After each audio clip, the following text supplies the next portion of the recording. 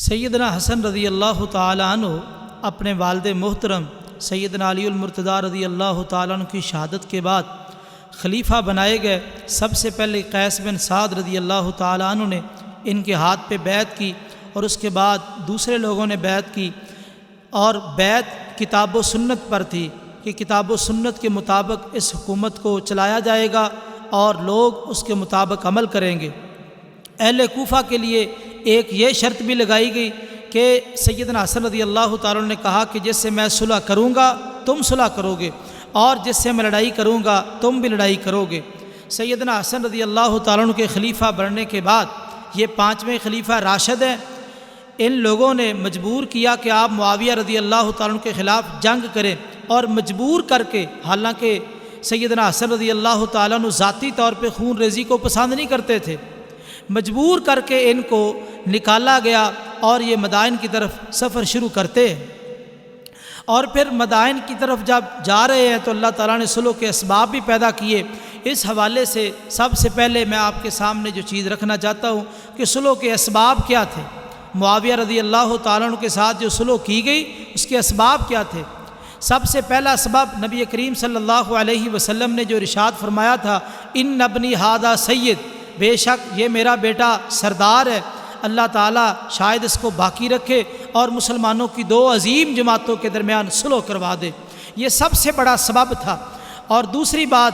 آپ اہل کوفہ کے ساتھ یہ شرط لگا چکے تھے، جس سے میں جنگ کروں گا تم جنگ کرو گے، جس سے میں صلح کروں گا تم صلح کرو گے۔ اور تیسری بات، تیسرا سبب یہ تھا سیدنا علی المرتضیٰ رضی اللہ تعالیٰ عنہ کا قتل اور ان کا شہید ہو جانا، یہ بھی ایک سبب تھا۔ ظاہر بات ہے، باپ کے مشورے، باپ کے فیصلے، باپ کے فہم و بصیرت اور باپ کے اندر اللہ تعالیٰ نے جو علم و فضل رکھا تھا وہ اولاد کے اندر تو نہیں ہوتا۔ تو سیدنا علی المرتضیٰ رضی اللہ تعالیٰ کی شہادت کا سیدنا حسن رضی اللہ تعالیٰ کی طبیعت پہ گہرا اثر ہوا، یہ بھی ایک سبب تھا۔ اور اس کے بعد سبب یہ بنا معاویہ رضی اللہ تعالیٰ کی شخصیت۔ سیدنا حسن رضی اللہ تعالیٰ بیان کرتے ہیں، فرماتے ہیں کہ میں نے اپنے والد محترم سیدنا علی المرتضیٰ رضی اللہ تعالیٰ عنہ سے سنا تھا، انہوں نے کہا تھا کچھ دنوں کے بعد معاویہ حکومت کریں گے۔ کہتے ہیں میں نے یہ جملہ، یہ کلمہ اپنے ذہن میں بٹھا لیا اور مجھے یقین ہو گیا کہ یہ فیصلہ نافذ ہو کے رہے گا۔ اور آگے فرمایا کہ میں نے اپنے والد سے یہ بھی سنا تھا کہ تم معاویہ کی حکومت کو ناپسند نہ کرنا، اور یہ بھی انہوں نے فرمایا تھا اگر لوگوں کے اندر معاویہ نہ رہے تو لوگوں کے سر اس طرح ان کے جسم سے جدا کیے جائیں گے جس طرح تمے کی بیل کے ساتھ تمے لگے ہوتے ہیں۔ لوگوں کے اندر قتل و غارت ہوگی، فتنہ فساد پھیلے گا، جس طرح کے خارجیوں نے مسلمانوں کا قتل عام کیا، دنیا جانتی ہے کس طرح وہ مسلمان کے قتل کو اجر و ثواب کا باعث سمجھتے تھے۔ یہ معاویہ رضی اللہ تعالیٰ کے بارے میں سیدنا علی المرتضیٰ رضی اللہ تعالیٰ کے اقوال جو حضرت حسن کے دل و دماغ میں بیٹھ چکے تھے، یہ بھی ایک بہت بڑا سبب تھا۔ اور اس کے بعد جو عراقی فوج تھی اس کے اندر اضطراب تھا، یہ خارجی ان کی خباثتیں اور شرارتیں سیدنا حسن رضی اللہ تعالیٰ عنہ محسوس کر رہے تھے۔ اور بلکہ سیدنا حسن رضی اللہ تعالیٰ نے خطبہ دیا، فرمانے لگے میرے پاس دو چیزیں ہیں، یا تو میں معاویہ رضی اللہ تعالیٰ کے ساتھ صلح کر لوں یا جنگ کروں۔ اگر جنگ ہوگی مجھے اپنے ساتھیوں پہ اتنا بھی اعتماد نہیں ہے کہ یہ میرے ساتھ مل کے معاویہ کے خلاف جنگ کریں گے، مجھے تو ڈر لگتا ہے کہیں مجھے یہ قید کر کے معاویہ کے ہاتھوں بیچ نہ دے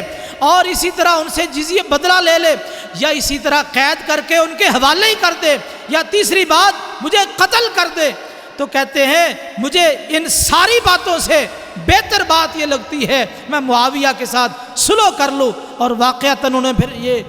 عمل کیا اور صلح والا عمل اختیار کیا، کیونکہ نبی کریم صلی اللہ علیہ وسلم نے پیش گوئی فرمائی تھی۔ آگے جو صلح کے مراحل بنے، ایک تو بہت بڑا مرحلہ یہاں سے نکلنا، سیدنا حسن رضی اللہ تعالیٰ کو نکال کے یہ مدائن کے اندر لے گئے، بہت بڑا لشکر ساتھ ہے، اور ادھر سے معاویہ رضی اللہ تعالیٰ عنہ بہت بڑا لشکر لے کے آ رہے ہیں۔ وہاں جانا اور وہاں پہ سیدنا حسن رضی اللہ تعالیٰ عنہ نے جب لوگوں کے سامنے اس رائے کا اظہار کیا لوگوں میرا جی چاہتا ہے میں معاویہ کے ساتھ صلح کر لوں۔ جب اتنی بات کہی لوگوں کے اندر عجیب قسم کا اضطراب پیدا ہو گیا،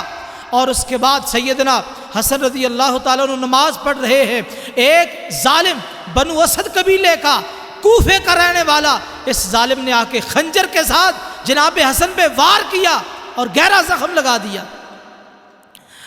اس کے بعد سیدنا حسن رضی اللہ تعالیٰ عنہ نے خطبہ دیا، کہا لوگو ہم اہل بیت ہیں، ہم تمہارے خلیفہ ہیں، تمہارے مہمان ہیں، ہمارے بارے میں اللہ سے ڈرو۔ تم نے قرآن مجید نہیں پڑھا؟ اللہ تعالیٰ فرماتے ہیں انما یرید اللہ لیذھب عنکم الرجس اہل البیت ویطہرکم تطہیرا۔ فرمایا ہمارے بارے میں اللہ نے یہ عہد اتاری ہے، تم نے ہمارے ساتھ کیا بدسلوکی کی ہے۔ خیر اس کے بعد معاویہ رضی اللہ تعالیٰ عنہ ان کے لشکر اور ان کی خبریں سیدنا حسن رضی اللہ تعالیٰ عنہ تک پہنچ چکی تھی، اور پھر قاصدوں کا آنا جانا شروع ہو گیا۔ عبد الرحمن بن سامرہ اور عبداللہ بن عامر رضی اللہ تعالیٰ عنہما جی آئے اور مذاکرات کیے، مذاکرات کامیاب ہو گئے۔ جب مذاکرات کامیاب ہو گئے لوگوں سینے پہ ہاتھ رکھ کے یہ بات سننے والی ہے، جب مذاکرات کامیاب ہو گئے مسلمانوں کی دونوں جماعتیں آپس میں متحد ہونے لگی، اکٹھی ہونے لگی، اس وقت ان کوفیوں نے، ان خارجیوں نے، ان ظالموں نے جو حضرت حسن رضی اللہ تعالیٰ عنہ کے ہاتھ پہ بیعت کر چکے ہیں، ان کا انداز اور ان کا طریقہ کار اور ان کا رویہ دیکھ کے حضرت حسن رضی اللہ تعالیٰ عنہ خطبے کے لیے کھڑے ہوئے، اللہ کی حمد و ثنا بیان کی اور لوگوں کو کہا لوگو میں تمہارا سب سے زیادہ خیر خواہ ہوں، مجھے نہ کسی کے ساتھ کینہ ہے، نہ عداوت ہے، نہ حسد ہے، نہ بغض ہے، مسلمانوں کا اختلاف اور خون ریزی کو میں پسند نہیں کرتا، مسلمانوں کے اتحاد اور اتفاق میں برکت ہے۔ یہ ساری باتیں کرنے کے بعد معاویہ رضی اللہ تعالیٰ عنہ کے حوالے سے کہتے ہیں جناب حسن رضی اللہ تعالیٰ عنہ اللہ کی قسم میں نے معاویہ کے ساتھ صلح کرنے کا پختہ ارادہ کر لیا ہے۔ یہ زبان سے کلمہ اور جملہ نکالا تو اسی وقت یہ کوفی، یہ ظالم ٹوٹ پڑے حضرت حسن رضی اللہ تعالیٰ عنہ پہ، ان کے خیمے میں گھس گئے، کپڑے ان کے چھین لیے، اور اسی طرح سیدنا حسن رضی اللہ تعالیٰ عنہ کا سامان لوٹ لیا، اور اسی طرح ایک ظالم عبد الرحمن بن عبداللہ خارجی بے ایمان، اس نے چادر کو پکڑا اور ان کی گردن کو کھینچا، اس قدر انہوں نے ستم کیا جناب حسن رضی اللہ تعالیٰ عنہ بے ہوش ہو گئے، ان کے ہوش اڑ گئے اور وہ حیران رہ گئے کہ یہ وہ لوگ ہیں جو میرے ہاتھ پہ بیعت کر چکے تھے، آج انہوں نے میرے ساتھ یہ رویہ اختیار کیا، یہ ان کا انداز ہے، یہ طریقہ کار ہے، کل کلام بیعت کر چکے ہیں اور آج ان کی یہ حالت اور کیفیت ہے۔ چنانچہ حسن رضی اللہ تعالیٰ عنہ کچھ لوگوں نے وہاں بچایا اور پھر ان کی خدمت کی، ہوش میں آئے، جب واپس مدائن سے پلٹے تو مظلم سبات نامی ایک جگہ، وہاں پہ جرا بن سنان خارجی بے ایمان یہ کوفی چھپا ہوا ہے، اس نے چھپ کے وار کرنا چاہا، یہ گھات میں ہے۔ جب وہاں سے سیدنا حسن رضی اللہ تعالیٰ عنہ گزرے، اس نے پھاوڑا اٹھا لیا اور اٹھا کے کہتا ہے اے حسن تو نے اللہ کی ذات کے ساتھ شرک کیا ہے، اس سے پہلے تیرے باپ نے بھی شرک کیا تھا، اور یہ پھوڑا حضرت حسن کی ران میں مارا اور اتنا گہرا زخم ہوا، قریب تھا کہ ہڈی تک پہنچ جاتا اور ہڈی ٹوٹ جاتی۔ حسن رضی اللہ تعالیٰ عنہ نیچے اترے، آپس میں الجھے، خیر ادھر سے عبداللہ بن فضیل اور ابو زبیان آئے، انہوں نے اس دوسرے آدمی کو قتل کیا۔ اس طرح سیدنا حسن رضی اللہ تعالیٰ عنہ کوفہ میں آئے، یعنی زخمی حالت میں، کافی دیر ان کا علاج ہوتا رہا اور بعد میں شفا یاب ہوئے۔ خطبہ دیا لوگو میں تمہاری 3 باتیں نہیں بھول سکتا، اور کوفے والوں، ہمارے شیعہ ہونے کا دعویٰ کرنے والوں، تمہاری 3 باتیں میں نہیں بھول سکتا۔ ایک میرے والد کا قتل جو تم نے ان کو شہید کیا میں نہیں بھول سکتا، دوسرا میری ران پہ جو تم نے زخم کیا ہے میں اس کو نہیں بھول سکتا، اور جو میرا مال و اسباب لوٹا ہے اس کو بھی نہیں بھول سکتا۔ آپ اندازہ کریے نواسہ رسول جناب حسن کے ساتھ رضی اللہ تعالیٰ عنہ کے ساتھ کوفیوں کی، ان خارجیوں کی اتنی طوفان بدتمیزی ہے، کیا قدر کی انہوں نے نواسہ رسول کی، کس منہ سے یہ اپنے آپ کو محب اہل بیت کہتے رہے اور آج کے انداز سے ان کی مخالفت کر رہے۔ خیر سیدنا حسن رضی اللہ تعالیٰ عنہ نے صلح کے لیے 4 شرطیں پیش کی۔ سب سے پہلی شرط یہ تھی کہ خلافت کتاب و سنت اور خلفائے راشدین کے طریقے کے مطابق ہوگی، اور دوسری شرط یہ تھی کہ جو ظلم و ستم ہو چکا، خون ریزی ہو چکی، کسی سے بدلہ نہیں لیا جائے گا، اور تیسری شرط یہ تھی مال و اسباب کے حوالے سے جو بنو عبد المطلب مال خرچ کر چکے ان کا حساب نہیں لیا جائے گا، اور چوتھی شرط جو سیدنا حسن رضی اللہ تعالیٰ عنہ نے اس کاغذ کے اندر سیدنا معاویہ رضی اللہ تعالیٰ عنہ کی لکھی، کہا کہ ہمارے خرچے اور ہمارے وظیفے متعین کیے جائیں گے اور وہ وظیفے تا حیات ملتے رہیں گے۔ یہ شرط سیدنا حسن رضی اللہ تعالیٰ عنہ نے پیش کی۔ تو یہ شرائط پیش کرنے کے بعد اور پھر ان شرائط میں ایک چیز یہ بھی تھی کہ حکومت کا معاملہ شورا کے نظام پہ چلایا جائے گا، جو بھی معاملہ ہوگا جس طرح خلفائے راشدین میں مشوروں کے ساتھ سارے معاملات طے ہوتے تھے، اسی طرح مشوروں کے ساتھ ہی سارے معاملات طے ہوں گے۔ اور سیدنا معاویہ رضی اللہ تعالیٰ عنہ نے صاف کاغذ بھیج دیا، نیچے سائن کر دیے کہ حسن جو مرضی شرطیں لکھ دے مجھے منظور ہے،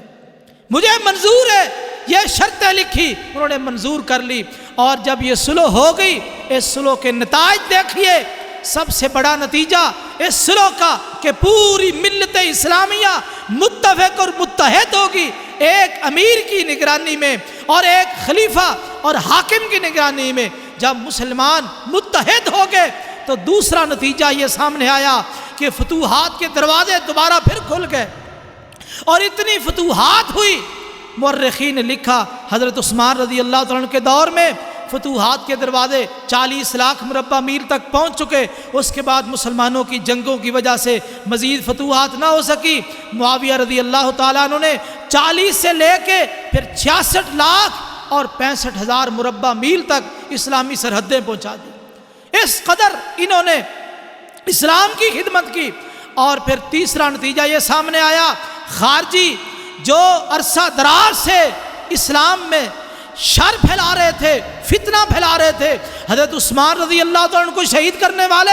حضرت علی رضی اللہ تعالیٰ عنہ کو شہید کرنے والے اور حضرت حسن کو ستانے والے، ان ظالموں کا قلع کما پوری حکومت ان کے لیے فارغ ہو گئی، اور ان کا ایسا قلع کما کیا، ان کو جڑ سے اکھاڑا۔ آج تک ان کی ذریت کو تکلیف ہو رہی ہے کہ معاویہ رضی اللہ تعالیٰ عنہ نے